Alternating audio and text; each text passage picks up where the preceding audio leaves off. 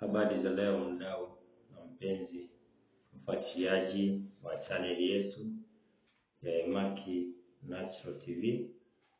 Karibu katika mada ya leo. Na mada yetu inasema hasara za kuishi kwa kuongozwa na hisia. Hisia ni muhimu katika maisha ya binadamu. Lakini changamoto ni kwamba unapotumia hisia kufikiri, lazima ikupeleke kwenye matatizo. Wengi walijaribu kuishi kwa kutumia hisia, wameambulia matatizo. Hisia zina maeneo yake ambayo zinahitajika, lakini maisha ya mwanadamu ili yaweze kuwa vizuri kabisa, basi yanapaswa kutawaliwa na fikra, mafikara. Kwa mfano,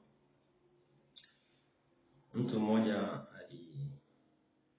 alikuwa na sherehesha maarufu kama wanaitwa MIC. Kwenye sherehe ile ambayo ndoa ilikuwa inafungwa, wakati anaanza alitumia maneno haya. Akasema kwamba tangu nimfahamu huyu bibi harusi, sijawahi kumuona amevaa nguo za ndani. Kutaniko zima walichanganyikiwa, bwana harusi, bibi harusi, wasindikizaji na jamii kwa ujumla.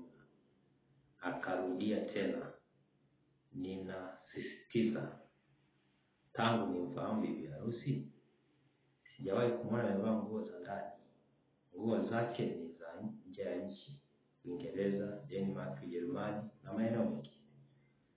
Ndipo sasa watu wakavuta pumzi, kwamba alichokuwa anakimaanisha huyu mtu alikuwa anamaanisha mavazi yake, havai mavazi yanayotoka ndani ya nchi yake, ni mavazi kutoka nje.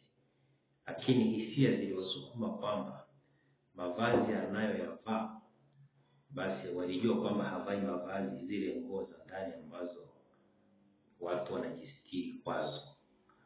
Kwa hiyo kila mmoja aliingia kwenye taharuki, mpaka bibi harusi mwenyewe na bwana harusi, umati mzima ulikuwa umekusanyika pale. Hebu tafakari, mara ngapi umeongozwa na hisia kufanya maamuzi mabaya kwenye familia, kwenye jamii, kwenye kazi zako, au kwa watu mlio nao mahusiano? Kwa hiyo unapoona jambo lote linatokea katika maisha yako, unapaswa kutafakari na kutulia sana ili kuweza kutawala hisia.